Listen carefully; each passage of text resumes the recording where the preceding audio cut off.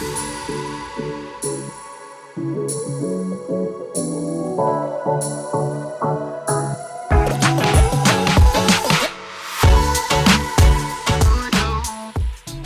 name is Sacha Timaeus. Hello. And I am the export manager for Torbreck in the Barossa Valley, South Australia. And I've been in that role.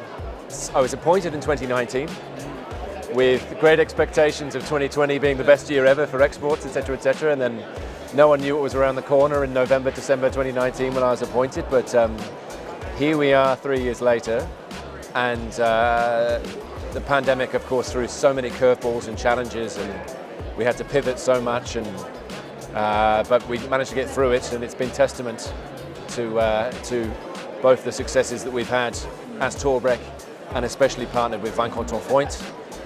It's been amazing. And you look at last year, was our best year yet with Weine von Torbreck Vintners. So we exported the most amount of Torbreck wine to Germany ever in 2022. And there were times 3 years ago in 2020 when we thought that the wine world would never be the same again, and a lot of people were lacking that positive energy that we've just been talking about. But here we are on the other side of it, and to be back in Düsseldorf as well. Torbreck is interesting because as a label, as a winery, it seems relatively young. So next year, 2024, the brand of Torbreck and the winery of Torbreck will only be 30 years old. So younger than I am, younger than both of us, I think. Yeah.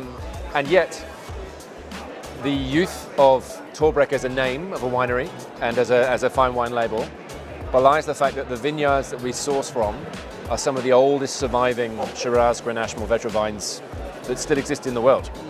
Because South Australia, we've never had serious grapevine diseases, most notable being phylloxera. So the Shiraz vines that we have, we can trace back to the 1850s. So as a European colony, Australia, South Australia was established in 1836 by the Europeans, and within 10-20 years they were already planting vines, and many of those still exist to this day, and some of the oldest ones are at Torbreck. So even though we go back 30 years for the winery, the wines are made from vineyards that predate the American Civil War, for example. It's amazing. It's really amazing that I often say that these wines, especially this one here, the Runrig, almost exist as a little bit of a wine time capsule, because it shows how a lot of European vines would look if they were still made from their original plantings. So whereas phylloxera didn't completely wipe out 100% of Europe, that's a misconception. There are parts of Spain and parts of Greece where they still have those seriously old vineyards, but nowhere quite in the same concentration and the same large amounts of vineyards still planted in the 19th century that still survives today. So that is very special. Yeah, so we were exporting to Germany to a company called Pacific Wine Partners, and that was then acquired in 2019 by Weine von Torbreck Vintners. And it was a very smooth transition actually, and it's worked really well, and there's a certain few things that we've kept on. So again, we used to ship wine from Pacific Wine Partners to other parts of the EU, and that's also a service that we still have with Weine von Torbreck Vintners, for which we are immensely grateful, because it's opened doors for us in areas of the EU that would logistically be very challenging. So, for example, as of January, we sent our first shipment to Bulgaria, which shipping from Australia would be challenging, especially for niche, smaller quantities of fine Australian wine. But having them available out of Germany, out of Burgholzhausen, has been a huge asset for us.